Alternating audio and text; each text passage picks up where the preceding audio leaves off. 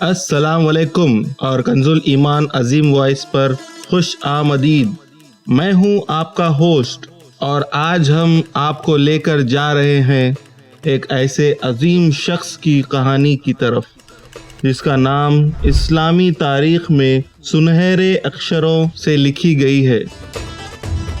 کیا آپ جانتے ہیں کہ اگر نبی کریم صلی اللہ علیہ وسلم کو اپنا سب سے قریبی ساتھی چننا ہوتا تو وہ کون ہوتا؟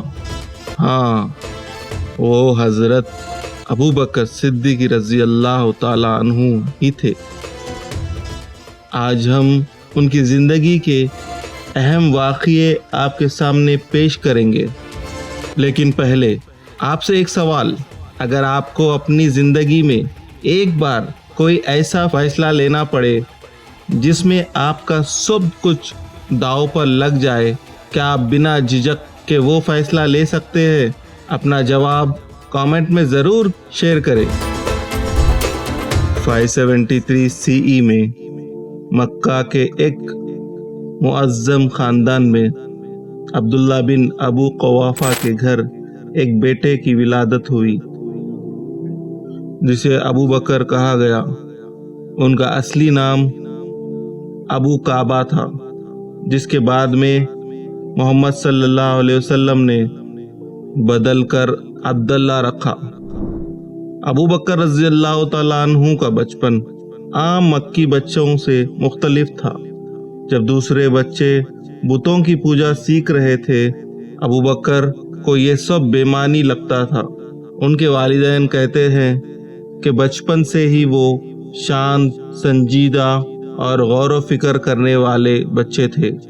ایک دفعہ جب وہ بچے تھے، ان کے والد انہیں ایک بت کے سامنے لے گئے اور کہا، اسے سجدہ کرو۔ چھوٹے ابو بکر نے جواب دیا، یہ بت نہ سن سکتا ہے، نہ دیکھ سکتا ہے اور نہ ہی میری مدد کر سکتا ہے، میں اسے کیوں پوجوں؟ اس واقعے سے پتہ چلتا ہے کہ ابو بکر رضی اللہ تعالیٰ عنہ کی فطرت ابتدا سے ہی توحید پر قائم تھی۔ جوان ہو کر ابو بکر رضی اللہ تعالیٰ عنہ کپڑوں کے کاروبار میں شامل ہو گئے۔ ان کی ایمانداری اور سچے ویپاری مکہ میں مشہور ہو گئے۔ لوگ کہتے ہیں اگر کوئی سچا سودا کرنا ہے تو ابو بکر سے کرو۔ ایک بار ایک باہر سے آئے ہوئے تاجر ابو بکر رضی اللہ تعالیٰ عنہ کے پاس آئے اور پورا مال خرید لیا، کیونکہ اس نے سنا تھا کہ ابن ابی قوافہ کے ہاتھ سے خریدنا یعنی منافع کمانا۔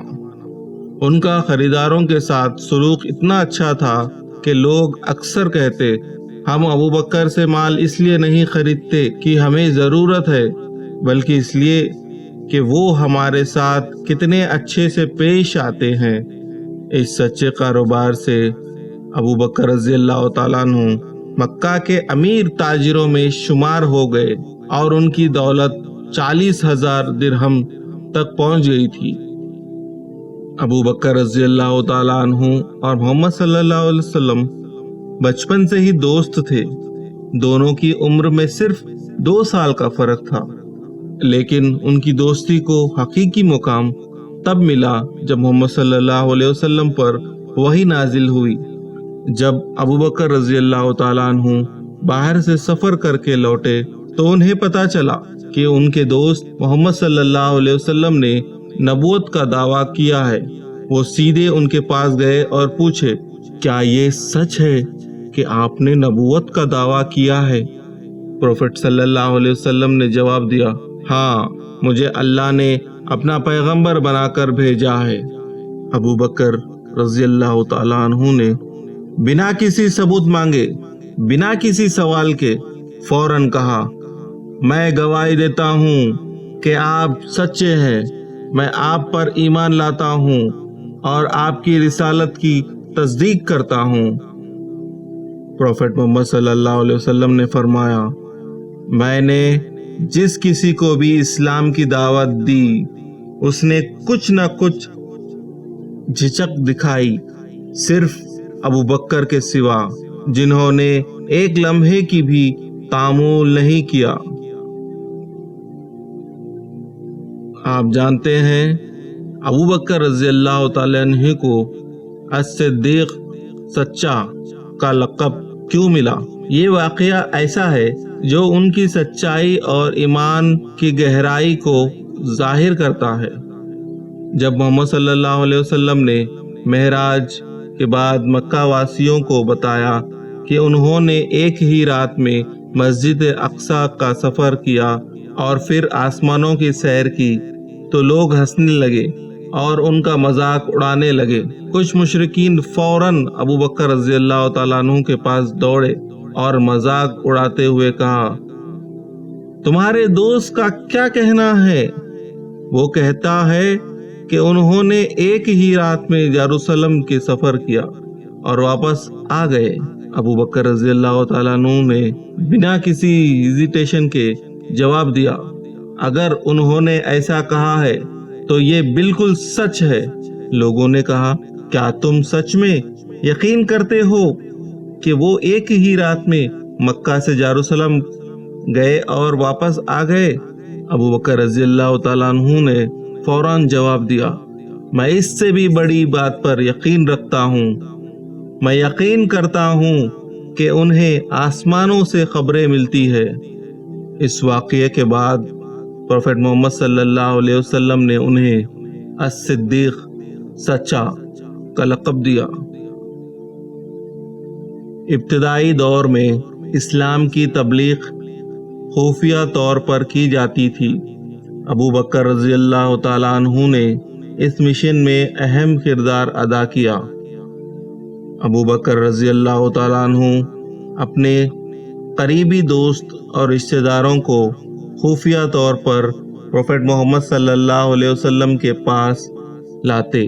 ان کی کوششوں سے ہی عثمان بن عفان رضی اللہ تعالیٰ عنہ، زبیر بن عوام رضی اللہ تعالیٰ عنہ، عبد الرحمن بن عوف، سعد بن ابی وقاص، طلحہ بن عبید اللہ جیسے مشہور صحابہ نے اسلام قبول کیا۔ محمد صلی اللہ علیہ وسلم نے فرمایا، میں نے جس کسی کو بھی اسلام کی دعوت دی اس نے کچھ نہ کچھ جھجک دکھائی، صرف ابو بکر کے سوا، اور ابو بکر نے 5 ایسے لوگوں کو اسلام کی دعوت دی جن کی وجہ سے اسلام کو تقویت ملی۔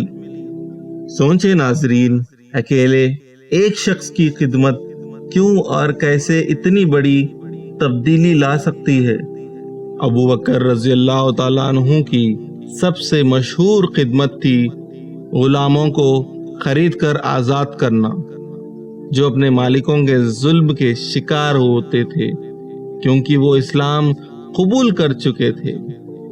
حضرت بلال بن ربیہ رضی اللہ تعالیٰ عنہ، جو بعد میں اسلام کے پہلے مؤذن بنے، امیہ بن خلف کے غلام تھے۔ انہوں نے اسلام قبول کیا تو امیہ انہیں گرمی میں ریت پر لیٹا کر ان کے سینے پر بھاری پتھر رکھ دیتا اور کہتا، تم تب تک اس حال میں رہو گے جب تک تم محمد کو چھوڑ کر لات اور عزا کی عبادت نہیں کرو گے۔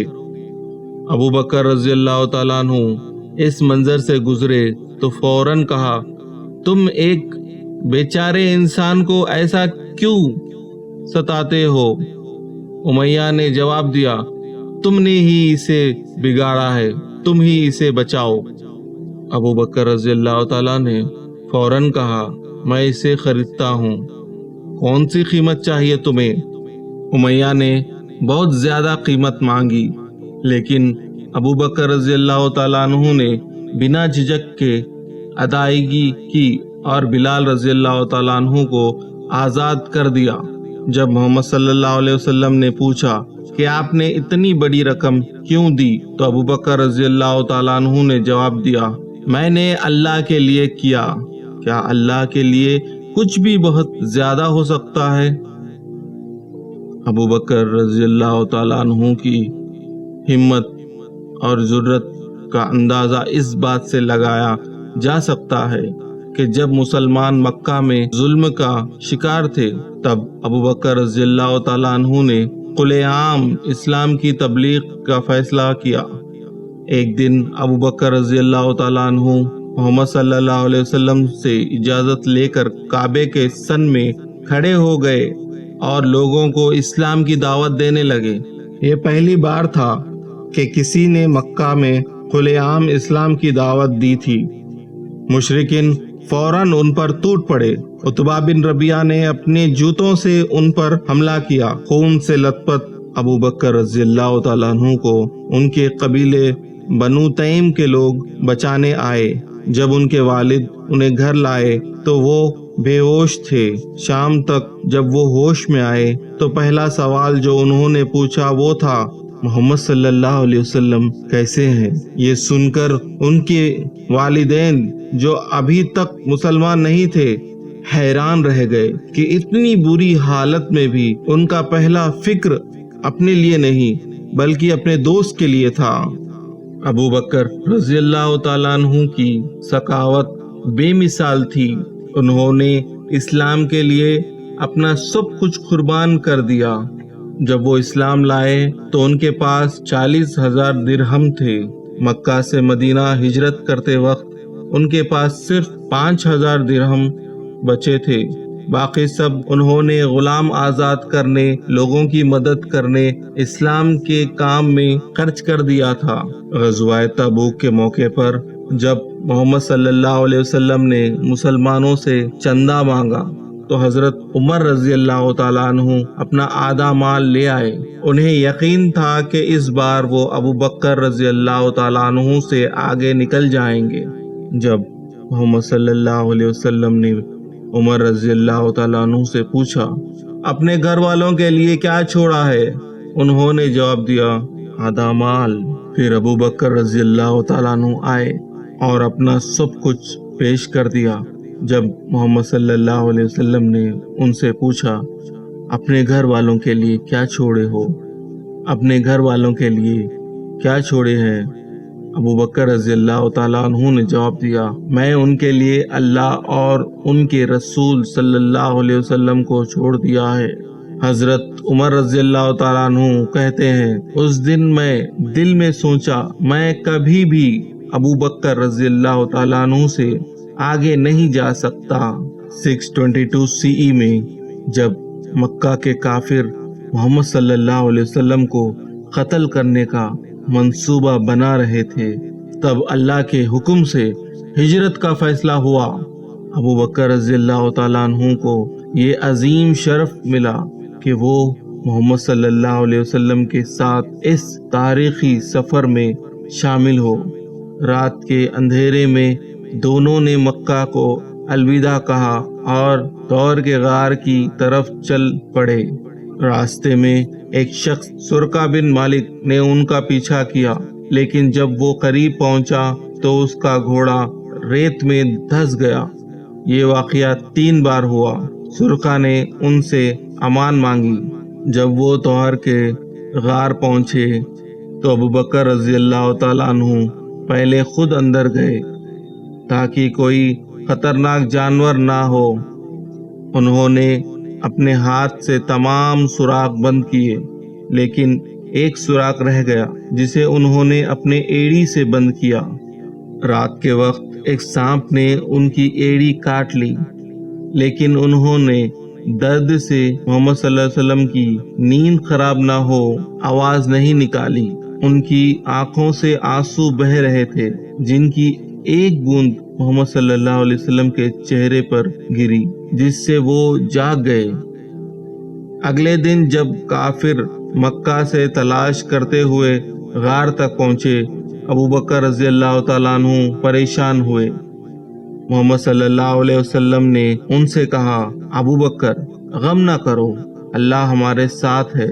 مشرکین غار کے منہ پر کھڑے تھے مگر وہ اندر نہیں آئے، کیونکہ اللہ نے ایک مکڑی کو حکم دیا تھا کہ وہ اپنا جالا غار کے دروازے پر بون دے، اور ایک کبوتر نے انڈا دے دیا تھا جسے کافر سوچ رہے تھے کہ یہاں کوئی نہیں آ سکتا۔ یہ واقعہ قرآن میں سورہ توبہ آیت نمبر 40 میں بیان کیا گیا ہے۔ 8 دن کے سفر کے بعد محمد صلی اللہ علیہ وسلم اور ابو بکر رضی اللہ تعالیٰ عنہ مدینہ پہنچے۔ وہاں کے لوگ ان کا بے قراری سے انتظار کر رہے تھے۔ مدینہ پہنچنے کے بعد پہلا کام مسجد نبوی کی تعمیر تھی۔ ابو بکر رضی اللہ تعالیٰ عنہ نے اس کام میں نہ صرف اپنا مال خرچ کیا بلکہ اپنے کندھے پر پتھر اٹھا کر بھی مدد کی۔ جب دوسرے صحابہ ایک پتھر اٹھا رہے تھے تو ابو بکر رضی اللہ تعالیٰ عنہ 2 پتھر اٹھا رہے تھے۔ محمد صلی اللہ علیہ وسلم نے فرمایا، ابو بکر تم بڑھاپے میں بھی جوان ہو۔ مسجد کے ساتھ ہی محمد صلی اللہ علیہ وسلم اور صحابہ کے رہنے کے لیے حجرہ بنایا گیا۔ ابو بکر رضی اللہ تعالیٰ عنہ کا حجرہ محمد صلی اللہ علیہ وسلم کے حجرے کے ساتھ متصل تھا، جو ان کے رشتہ داروں کے گھروں کو ظاہر کرتا ہے۔ 2 ہجری 1624 CE میں اسلام کا پہلی بار امتحان بدر کی میدان میں ہوا۔ 313 مسلمانوں نے 1000 سے زیادہ مکی مشرکین کا سامنا کیا۔ ابو بکر رضی اللہ تعالیٰ عنہ نے اس جنگ میں فرنٹ لائن پر رہ کر لڑے، لیکن ان کا سب سے بڑا کردار تھا محمد صلی اللہ علیہ وسلم کی حفاظت کرنا۔ جب محمد صلی اللہ علیہ وسلم دعا کے لیے علیحدہ ہوئے تو ابو بکر رضی اللہ تعالیٰ عنہ تلوار لے کر ان کے پاس کھڑے ہو گئے تاکہ کوئی ان پہ حملہ نہ کر سکے۔ ابو بکر رضی اللہ تعالیٰ عنہ کے بیٹے عبد الرحمن، جو اس وقت تک مسلم نہ ہوئے تھے، مکی لشکر میں شامل تھے۔ انہوں نے بعد میں بتایا، جنگ کے دوران میں ابو بکر کے سامنے آیا لیکن انہوں نے مجھے اگنور کیا اور صرف محمد صلی اللہ علیہ وسلم کی حفاظت پر دھیان دیا۔ میں جانتا ہوں کہ اگر وہ چاہتے تو مجھے آسانی سے قتل کر سکتے تھے۔ بعد میں جب عبد الرحمن نے اسلام قبول کیا تو انہوں نے اپنے والد سے کہا، ابو، بدر کے دن آپ مجھے قتل کر سکتے تھے لیکن آپ نے ایسا نہیں کیا۔ ابو بکر رضی اللہ تعالیٰ عنہ نے جواب دیا، بیٹے تم میرے لیے ہو لیکن محمد صلی اللہ علیہ وسلم ہم سب کے لیے ہے۔ 3 ہجری 1625 CE میں احد کی جنگ ہوئی جس میں مسلمانوں کو شکست ہوئی۔ جب لوگ محمد صلی اللہ علیہ وسلم کو چھوڑ کر بھاگنے لگے، ابو بکر رضی اللہ تعالیٰ عنہ ان گنے چنے لوگوں میں تھے جو محمد صلی اللہ علیہ وسلم کے ساتھ جمے رہے۔ جب افواہ پھیلی کہ محمد صلی اللہ علیہ وسلم شہید ہو گئے ہیں تو ابو بکر رضی اللہ تعالیٰ عنہ فوراً ان کی تلاش میں نکل پڑے۔ وہ پہلے شخص تھے جنہوں نے محمد صلی اللہ علیہ وسلم کو زخمی حالت میں پایا۔ ابو بکر رضی اللہ تعالیٰ عنہ فوراً محمد صلی اللہ علیہ وسلم کے پاس گئے، ان کے زخموں کو دیکھا اور روتے ہوئے کہا، میرے ماں باپ آپ پر قربان، اللہ کی قسم اگر میری جان سے آپ کا زخم ٹھیک ہو سکتا ہے تو میں اپنی جان حاضر کرتا ہوں۔ ابو بکر رضی اللہ تعالیٰ عنہ نے اپنا کپڑا پھاڑ کر محمد صلی اللہ علیہ وسلم کے زخموں پر پٹی باندھی اور انہیں محفوظ جگہ تک لے گئے۔ ان کی وفاداری اور محبت کی وجہ سے محمد صلی اللہ علیہ وسلم نے فرمایا، ابو بکر مجھے سب سے زیادہ عزیز ہے، اور اگر میں اللہ کے سوا کسی کو دوست بناتا تو میں ابو بکر کو بناتا۔ 6 ہجری میں محمد صلی اللہ علیہ وسلم 1400 صحاباؤں کے ساتھ عمرہ کرنے مکہ جا رہے تھے۔ مکہ کے مشرکین نے انہیں روکنے کا فیصلہ کیا۔ حدیبیہ میں ان کا مقابلہ ہوا۔ جب صلح کی بات ہوئی تو کافر بہت سخت شرط رکھ رہے تھے۔ مسلمانوں کو غصہ آ رہا تھا، لیکن محمد صلی اللہ علیہ وسلم نے انہیں قبول کر لیا۔ حضرت عمر رضی اللہ تعالیٰ عنہ سمیت کئی صحابہ ناراض تھے۔ وہ ابو بکر رضی اللہ تعالیٰ عنہ کے پاس گئے اور پوچھے کہ یہ ہماری شکست نہیں ہے، ہم سچ پر نہیں ہیں۔ ابو بکر رضی اللہ تعالیٰ عنہ نے انہیں سمجھایا، وہ اللہ کے رسول ہے، اللہ انہیں ضائع نہیں کرے گا، ان کے فیصلوں پر بھروسہ رکھو۔ بعد میں یہ صلح مسلمانوں کے لیے فتح مبین ثابت ہوا، جیسے کہ قرآن میں بیان کیا گیا، کیونکہ اس صلح کے بعد بہت سے لوگ اسلام میں داخل ہوئے۔ 10 ہجری میں محمد صلی اللہ علیہ وسلم نے اپنا آخری حج ادا کیا، جسے حجۃ الوداع کہا جاتا ہے۔ ابو بکر رضی اللہ تعالیٰ عنہ ان کے ساتھ تھے۔ اس سفر کے دوران ابو بکر رضی اللہ تعالیٰ عنہ ہر وقت محمد صلی اللہ علیہ وسلم کے ساتھ رہے اور ہر دعا میں شریک ہوئے۔ جب محمد صلی اللہ علیہ وسلم نے عرفات کے میدان میں خطبہ دیا تو ابو بکر رضی اللہ تعالیٰ عنہ ہر لفظ کو دھیان سے سن رہے تھے۔ انہوں نے محسوس کیا کہ یہ محمد صلی اللہ علیہ وسلم کا آخری حج ہے، جس کی وجہ سے ان کی آنکھوں سے آنسو بہنے لگے۔ ابو بکر رضی اللہ تعالیٰ عنہ نے محمد صلی اللہ علیہ وسلم کے ہر عمل کو دیکھا اور بعد میں فرمایا، میں نے دیکھا کہ محمد صلی اللہ علیہ وسلم نے حج کیسے ادا کیا تاکہ میں بھی بالکل اسی طرح ادا کروں۔ محمد صلی اللہ علیہ وسلم کے آخری خطبے کے دوران جب انہوں نے فرمایا، کیا میں نے اپنا پیغام پہنچا دیا؟ تو ابو بکر رضی اللہ تعالیٰ عنہ سب سے پہلے کھڑے ہوئے اور آواز بلند کی، ہاں یا رسول اللہ، آپ نے پہنچا دیا، نصیحت کی اور ذمہ داری ادا کی۔ 11 ہجری میں محمد صلی اللہ علیہ وسلم بیمار ہو گئے۔ ان کی بیماری دن بدن بڑھتی گئی۔ ابو بکر رضی اللہ تعالیٰ عنہ ہر لمحہ ان کے پاس رہنے کی کوشش کرتے۔ ایک دن جب محمد صلی اللہ علیہ وسلم کی طبیعت بہت خراب تھی، انہوں نے فرمایا، لوگوں کو نماز پڑھو۔ حضرت عائشہ رضی اللہ تعالیٰ عنہ نے کہا، میرے والد ابو بکر کو جب آپ کی جگہ کھڑے ہونے کو کہا جائے تو وہ روتے روتے نماز نہیں پڑھا پائیں گے، لیکن محمد صلی اللہ علیہ وسلم نے اصرار کیا کہ ابو بکر ہی نماز پڑھائیں۔ یہ آخری دنوں میں 17 نمازوں کا سلسلہ تھا، جو محمد صلی اللہ علیہ وسلم کے ابو بکر پر بھروسے کا اشارہ تھا۔ آخری وقت میں ابو بکر رضی اللہ تعالیٰ عنہ اپنے گھر گئے ہوئے تھے۔ جب خبر ملی کہ محمد صلی اللہ علیہ وسلم کی حالت نازک ہے تو وہ دوڑے ہوئے آئے۔ 12 ربیع الاول 11 ہجری کو محمد صلی اللہ علیہ وسلم کا پردہ ہوا۔ جب خبر ملی تو مسلمان حیران اور پریشان ہو گئے۔ حضرت عمر رضی اللہ تعالیٰ عنہ نے یہ ماننا انکار کر دیا اور کہا کہ محمد صلی اللہ علیہ وسلم صرف غائب ہو گئے ہیں، جیسے موسیٰ علیہ السلام اپنی قوم سے 40 دن کے لیے غائب ہوئے تھے۔ جب حالت بہت نازک ہو گئی اور لوگ سمجھ نہیں پا رہے تھے کہ کیا ہو رہا ہے، ابو بکر رضی اللہ تعالیٰ عنہ مسجد میں آئے اور خطبہ دیا۔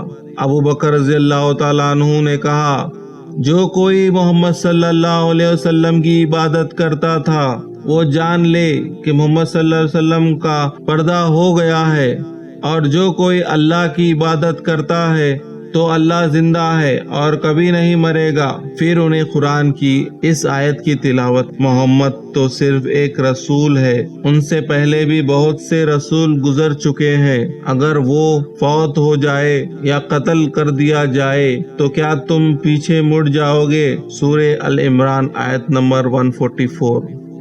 حضرت عمر رضی اللہ تعالیٰ عنہ کہتے ہیں، جب میں نے ابو بکر سے یہ آیت سنی تو میرے پاؤں تلے سے زمین کھسک گئی، میں وہیں گر پڑا، کیونکہ تب مجھے پتا چلا کہ محمد صلی اللہ علیہ وسلم واقع فوت ہو گئے ہیں۔ اس خطبے نے لوگوں کو صبر اور تسلی دی۔ انہوں نے سمجھا کہ محمد صلی اللہ علیہ وسلم کے بعد بھی اسلام جاری رہے گا اور ہمیں ان کی مشن کو آگے لے جانا ہے۔ محمد صلی اللہ علیہ وسلم کے پردہ ہونے کے بعد مسلمانوں کو ایک نئے لیڈر کی ضرورت تھی۔ ثقیفہ بنی سعیدہ میں انصار اور مہاجرین جمع ہوئے تاکہ فیصلہ کر سکے۔ انصار چاہتے تھے کہ ان میں سے ایک امیر ہو، مہاجرین چاہتے تھے کہ ان میں سے حالت تنازع کی طرف بڑھ رہی تھی۔ ابو بکر رضی اللہ تعالیٰ عنہ نے کہا، امیر قریش میں سے ہو یا انصار میں سے، ہماری اختلاف امت کو تقسیم کر دے گی تو ہمارے دشمنوں کے لیے موقع ہوگا۔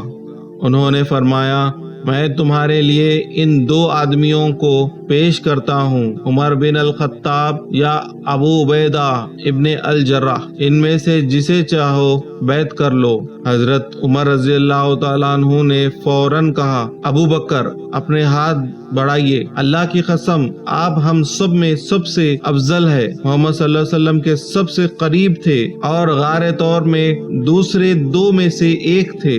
حضرت عمر رضی اللہ تعالیٰ عنہ نے ابو بکر رضی اللہ تعالیٰ عنہ کی بیعت کی اور پھر تمام مہاجرین اور انصار نے بھی بیعت کر لی۔ اس طرح ابو بکر رضی اللہ تعالیٰ عنہ پہلے خلیفہ راشد بنے۔ محمد صلی اللہ علیہ وسلم کی وفات 632 CE میں کئی عرب قبیلے جنہوں نے حال ہی میں اسلام قبول کیا تھا اپنی وفاداری سے مکر گئے، مدینہ کو زکوٰۃ دینے سے انکار کر دیے اور کچھ نے خود کو نبی بھی کہا۔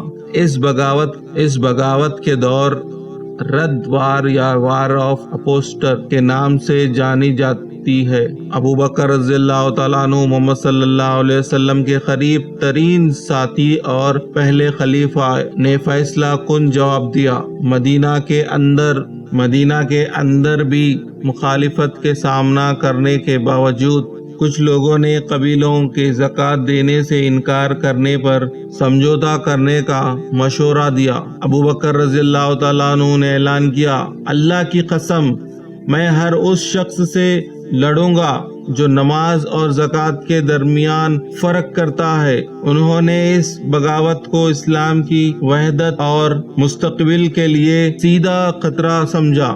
فوج کا کمان خالد بن ولید جیسے کمانڈر کے ہاتھ میں تھا جو سورڈ آف اللہ کے نام سے مشہور ہوئے۔ ان فوج نے تاریخی وار عربین پیننسولا کے باغی قبیلوں کو دبایا۔ بڑے جھوٹے نبی جیسے یمامہ میں مسلمہ، جنہیں نفرت سے مسلمہ دلائر کہا جاتا ہے، اور سجا ایک عورت جس نے نبی ہونے کا دعویٰ کیا تھا، کو شکست دی گئی۔ یہ جنگ تقریباً ایک سال 632 سے 633 CE تک چلی اور کئی وجہات سے اہم ثابت ہوئی۔ انہوں نے مسلم کمیونٹی کی سیاسی اور مذہبی وحدت کو ایک نازک موڑ پر بچا لیا۔ اس طرح ردوار اسلامک تاریخ کے مستقبل کا رخ طے کرنے والا ایک اہم موڑ تھا۔ حضرت ابو بکر رضی اللہ تعالیٰ عنہ نے اپنی توجہ اسلامک اسٹیٹ کو مضبوط کرنے اور اس کی سرحدی پھیلانے پر مرکوز کیا۔ ان کا دور خلافت چھوٹا تھا، 632 سے 634 CE، لیکن اسلام کی تاریخ میں انہیں اہمیت رکھا ہے۔ ابو بکر رضی اللہ تعالیٰ عنہ نے خالد بن ولید رضی اللہ تعالیٰ عنہ جیسے کامیاب سپہ سالار کو ایران اور بیزنٹینا امپائر شام کی سرحدوں پر بھیجا۔ ان فتوحات کے اسلامک اسٹیٹ کا رقبہ بڑھا اور بعد میں ہونے والی اسلامک ایکسپینشنز کی بنیاد رکھی گئی۔ حضرت ابو بکر رضی اللہ تعالیٰ عنہ نے اسلام کی بنیاد اصولوں کو برقرار رکھنے پر زور دیا۔ انہوں نے قرآن مسجد کو جمع کرنے کا کام شروع کیا، جسے بعد میں حضرت عثمان رضی اللہ تعالیٰ عنہ کے دور میں مکمل کیا گیا۔ انہوں نے ایک سادہ اور متواضع زندگی گزاری۔ باوجود خلیفہ ہونے کے وہ ایک عام مسلمانوں کی طرح رہتے تھے۔ ان کا ذاتی خزانہ بیت المال سے الگ رکھا گیا اور وہ اپنی روزانہ کی ضرورت کے لیے کپڑا بیچتے تھے۔ 634 CE میں 63 سال کی عمر میں حضرت ابو بکر رضی اللہ تعالیٰ عنہ بیمار ہو گئے۔ اپنی وفات سے پہلے انہوں نے حضرت عمر رضی اللہ تعالیٰ عنہ کو اپنا جانشین نامینیٹ کیا تاکہ لیڈرشپ کی اسموتھ ٹرانزیکشن یقینی بنائی جا سکے۔ حضرت ابو بکر رضی اللہ تعالیٰ عنہ کی وفات 22 جامع الثانی 13 ہجری۔ انہوں نے حضرت محمد صلی اللہ علیہ وسلم کی پہلو میں مسجد النبوی میں دفنایا گیا۔ حضرت ابو بکر رضی اللہ تعالیٰ عنہ کے مختصر لیکن اہم دور خلافت نے اسلام اسٹیٹ کی بنیاد کو مضبوط کیا اور آنے والے خلفاء راشدین کے لیے راستہ ہموار کیا۔ اسلام کی ابتدائی دور میں کس طرح سے ایک چھوٹی سی کمیونٹی ایک طاقتور اور منتظر ریاست میں تبدیل ہوئی، محمد صلی اللہ علیہ وسلم کی رہبری میں اور پھر خلفائے راشدین کے دور میں اسلام صرف ایک مذہب ہی نہیں بلکہ ایک مکمل نظام حیات بن گیا۔ یہ سفر انسانی تاریخ کے سب سے اہم واقعات میں سے ایک ہے۔ حضرت محمد صلی اللہ علیہ وسلم اور ان کے صحابہ کے سبب آج بھی ہماری زندگی میں روشنی پھیلا سکتے ہیں۔ اس سفر کا اختتام کرتے ہوئے ہم امید کرتے ہیں کہ ان واقعات سے آپ نے نہ صرف تاریخی معلومات حاصل کی ہوگی بلکہ اپنی روزمرہ کی زندگی کے لیے بھی کچھ سبق اور ہمت حاصل کی ہوگی۔ دوستو، حضرت ابو بکر رضی اللہ تعالیٰ عنہ کی زندگی ہمیں سکھاتی ہے کہ سچائی اور ایمان ہی وہ راستہ ہے جو ہمیں اللہ کی رضا تک لے جاتا ہے۔ اگر آپ کو یہ ویڈیو پسند آیا ہو تو اسے لائک کیجئے، چینل کو سبسکرائب کیجئے اور اپنے دوستوں کے ساتھ شیئر کیجئے۔ اپنے سوال اور خیالات کامنٹس میں ضرور لکھیے۔ اللہ حافظ۔ اگلا ویڈیو جلد آ رہا ہے۔ حضرت عمر فاروق رضی اللہ تعالیٰ عنہ، عدل کے پیارے۔ ہمیں فالو کریے۔ کنز الایمان عظیم وائس کو سبسکرائب کیجئے۔